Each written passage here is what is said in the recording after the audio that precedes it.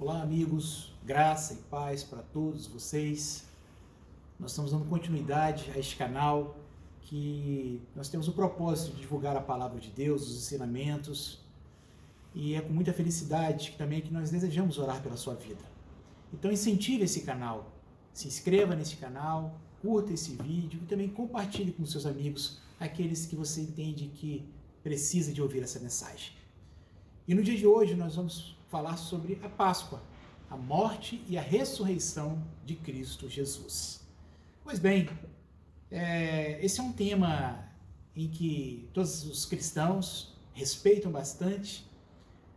A gente vê que existe um grande frisson entre as religiões, sejam elas evangélicas, sejam elas de cunho protestante, os espíritas, as pessoas todas elas, nesse período de Páscoa, e até mesmo aqueles que não são cristãos, que não têm uma igreja, uma denominação, se fala muito sobre esse momento, né? Eu me recordo quando eu era criança, era o momento onde passaram os filmes da crucificação, a paixão de Cristo, a ressurreição. Então era um momento em que as televisões também estavam voltadas para isso. E quando nós falamos de Cristo, Jesus, Cristo ele influenciou toda uma geração, toda a nossa era, né? Nós vivemos numa era cristã, onde que o calendário foi mudado e nós estamos em 2022 da era cristã. Então houve uma grande influência, o Evangelho de Cristo, a passagem de Cristo aqui na Terra. Pois bem, o que eu quero dizer para vocês, em primeiro lugar, a Páscoa, a morte e a ressurreição de Cristo era algo que já tinha sido profetizado desde o Antigo Testamento. Que o próprio Jesus não escondeu, não omitiu isso dos seus discípulos. Quando Jesus andava com todos eles e com as pessoas, Jesus sempre apontava para uma vida eterna. Jesus sempre apontava, eu te curei, agora vai, não peques mais. Então Jesus, nas suas parábolas, sempre falava de juntar tesouros, não para esta vida, mas para uma vida eterna. De modo que existe o texto em João 1,29, em que João Batista aponta Jesus como cordeiro que iria tirar o pecado do mundo. E diz assim, então João viu a Jesus que vinha em direção a ele e disse, eis o cordeiro que tira o pecado do mundo. E na tradição judaica, para que fossem perdoados os pecados, era necessário a imolação, a morte, através do sangue de um cordeiro, para que os pecados fossem perdoados. E diante de cada necessidade, de cada pecado, havia um tipo de animal. Nós não vamos entrar nessa seara agora. Mas ele apontava que Jesus, ele é o cordeiro que tira o pecado do mundo. É Jesus que vai trazer a salvação, que vai purificar a vida das pessoas, e não mais um cordeiro. Dito isto, nós percebemos que no seu ministério Jesus ele vai fazendo todas essas coisas e sinais, e Jesus vai trazendo consigo discípulos e seguidores, alguns com interesses e outros querendo aprender. Mas hoje nós vamos falar sobre esse momento, que para alguns pode ser triste, que a religião muitas vezes quer trazer como tristeza, mostrar um Jesus coitado, mostrar um Jesus todo ensanguentado, um Jesus que sofreu. Isso é bom para que nós saibamos quanto ele sofreu por nós. Mas Jesus, sendo o próprio Deus, nos disse que nós não seríamos deixados órfãos, mas ele iria de enviar o Espírito Santo Consolador, e que ele haveria de morrer em morte e morte de cruz. Dessa forma, aqueles que seguiam a Cristo detidamente na palavra, nas Escrituras, eles sabiam que era necessário aquilo acontecer. Era necessário Jesus ser entregue, ser julgado, sem pecado algum, ser levado a uma morte de cruz, uma morte vergonhosa, crucificado entre dois ladrões que tinham culpa, e Jesus, inocente, morreria juntamente com eles.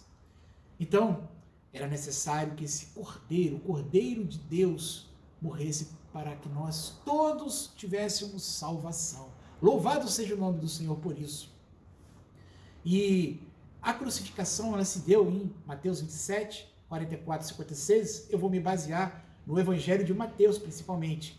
E na crucificação, houve coisas assim extraordinárias que as pessoas não puderam negar que estava acontecendo algo diferente. Houve fenômenos da natureza que apontaram que ali estava acontecendo alguma coisa diferente. E a Bíblia diz que de meio-dia até as 3 horas da tarde, o dia se fez em trevas. O que é isso? Como se fosse um eclipse. De uma hora para outra, o dia se tornou noite. Vocês vejam a confusão que isso deve ter dado na cabeça das pessoas ao redor daquele lugar, as pessoas que não estavam acompanhando aquilo, ou até mesmo os centuriões, os soldados que estavam participando daquilo dali, todas as pessoas que estavam ali. Mas esse foi um sinal, mas houve outros ainda. A Bíblia diz que, além da escuridão, do dia ter se feito noite, houve terremotos, tremores de terra, as pedras, as rochas próximas começaram a se fender. Era um sinal da natureza que algo extraordinário estava acontecendo exatamente naquele momento. Aqueles que não criam que Jesus era o Salvador, que era o Cordeiro, mas eles estavam crendo porque eles estavam vendo que algo diferente estava acontecendo. Então as rochas também se fenderam, os terremotos. Outro sinal grandioso, no momento em que Jesus morre, expira, foram que as catacumbas, os sepulcros se abriram e pessoas que haviam morrido com Cristo Jesus, que tinham com Cristo seu Salvador, a Bíblia nos fala em Mateus, aqui nesse versículo 27, que eles saíram da terra, ressuscitaram naquele exato momento e saíram andando até a cidade e ali para testemunhar que eles estavam vivos. Olha só que coisa extraordinária! Não dá para a gente pensar com a nossa mente como é que ele era, estava um cadáver, tinha osso, era esqueleto. A Bíblia só fala que eles levantaram e ali foram até aquele local, foram até a cidade para testemunhar do tamanho sinal para os gentios. Outro sinal grandioso, esse para os judeus, fala de que o véu do templo se rasgou de alto a baixo. E o véu, ele tapava o Santíssimo. E ninguém podia ver que estava além do véu. Se visse, eles morreriam. E a palavra fala que esse véu se rasgou nesse exato momento, às 15 horas da tarde. No momento em que Jesus entregou a sua vida ali, morreu fisicamente. Então também foi um sinal para os judeus. Olha, o que está acontecendo? Provavelmente no momento em que eles precisavam de iniciar o seu sabá, iniciar o seu jejum, que era sexta-feira, e era no entardecer do sol, de repente o sol sumiu, e o dia foi trevas, e os judeus correram para a sinagoga, correram para os templos, e ali viram o véu do templo se rasgado, do alto a baixo. Então foi um sinal para eles também que havia coisa diferente. Então foi um sinal para aqueles que criam, foi um sinal para os gentios, os soldados e também para os judeus. Todas as pessoas foram informadas que exatamente naquele dia, naquele momento, estava acontecendo alguma coisa extraordinária. Estava acontecendo alguma coisa que não dava para explicar com as palavras e que era algo muito importante. Então Jesus morreu naquele momento, até mesmo antes de expirar. A Bíblia fala que Jesus falou: Pai, Jesus expirou com grande tristeza, com grande cansaço das surras, das dificuldades, e fala assim: Pai, por que me desamparastes? Mas isso foi um lado humano de Jesus, porque Deus estava ali, aqueles sinais eram que Deus estava ali, e o propósito do Senhor estava sendo cumprido através de Jesus, porque Jesus e Deus, o Espírito Santo, como nós falamos, a Trindade é uma só. Jesus era homem e Deus ao mesmo tempo, mas naquele momento, na sua característica humana, ele achou que Deus o tinha abandonado, mas não. E a Bíblia diz que Jesus naquele momento morreu, foi até ali junto dos mortos, com a chave da vitória, com a chave da vida, e pôde falar e testemunhar que eu morri, mas eu vou ressuscitar. Mas nesse momento, não vamos nos apegar nisso, foram grandes sinais. E os soldados ali, quando viram aquilo tudo acontecer, Jesus morrendo, os ladrões conversando com Jesus ali: Mestre, me salva, olha, você tem poder para isso, para aquilo. E Jesus falou, um deles que falou assim: olha, ainda hoje estará comigo no paraíso. Aqueles soldados viram assim: olha, verdadeiramente este é o Filho de Deus, verdadeiramente tudo aquilo que ele falava é. Então foi um testemunho grandioso para esses homens. Então a Bíblia fala que nessa crucificação houve tudo isso que aconteceu, sinais extraordinários, e depois houve o sepultamento.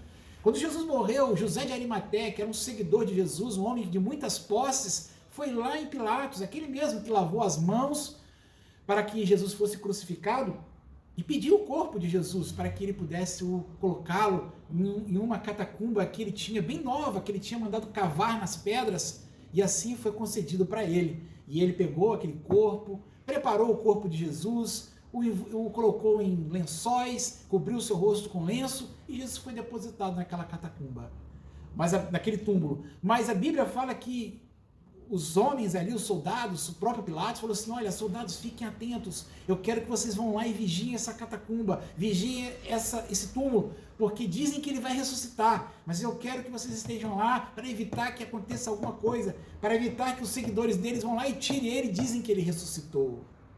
E assim foi feito. E Jesus estava ali, né? E esse foi o sepultamento de Jesus. E no momento da ressurreição, né? Glória a Deus por isso, no primeiro domingo, no primeiro dia, que já era um domingo, em que nós comemoramos a Páscoa, né? Que é a passagem, que é a vida, que é o nascimento. As mulheres, Marias, 2 Marias estavam ali, foram ao encontro lá de Jesus para ver o sepulcro, né?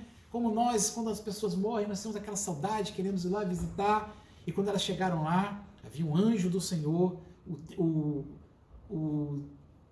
túmulo estava aberto, e quando elas chegaram naquele momento, houve um terremoto, mais um sinal da parte do Senhor, em que o anjo do Senhor estava presente ali naquele lugar, aquela pedra estava sendo removida naquele exato momento, e houve os guardas que estavam vigiando, que Pilatos, lembra, que mandou vigiar, ficaram mortos de medo, e ficaram como se estivessem mortos ali, parados, talvez fingindo morto para observar todas as coisas, mas com muito medo. E a Bíblia fala que as mulheres ficaram também tristes, meio que atônitas diante daquela situação, mas o anjo fala assim: olha, o Jesus que vocês vieram procurar, ele não está mais aqui não, ele ressuscitou. Glória a Deus por isso. E elas saíram ali também correndo, e os anjos falaram assim: vai lá e anuncie para os discípulos. E elas foram correndo, e a Bíblia diz que no meio do caminho Jesus aparece para elas: não temas, sou eu ressuscitei, tem bom ânimo, agora vai lá e avise aos outros. A profecia naquele momento estava toda se cumprindo, Jesus tinha morrido, tinha descido até ao Seol, tinha voltado e agora estava ressuscitado, e as pessoas precisavam de divulgar essa grande maravilha.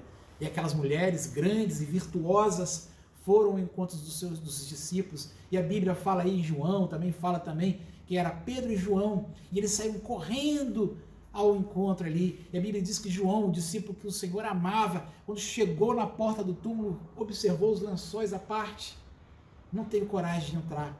E Pedro, com sua coragem, com todo o seu voluntariado, né, chegou lá e foi entrando e viu que não havia corpo nenhum mais ali. Só viu os lençóis que cobriam o corpo de Jesus, estava no canto, jogado, e no lugar da cabeça de Jesus havia um lenço, um véuzinho, um pano que se usava para cobrir o rosto. Esse estava dobrado, certinho. E eu quero colocar essa observação. Na tradução judaica dizem que quando esse lenço ele é guardado e dobrado, aquele hóspede, aquela pessoa que está ali, quando ele deixa dobrado, é sinal de que ele falou assim: olha, eu vou, mas eu vou voltar.